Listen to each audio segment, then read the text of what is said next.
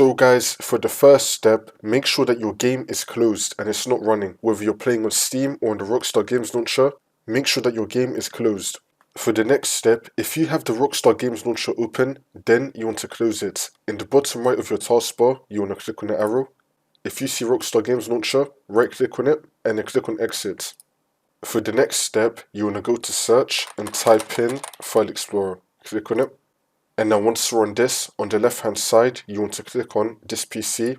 Now you want to find your Windows drive. It's going to have the Windows logo on it. Double click on it.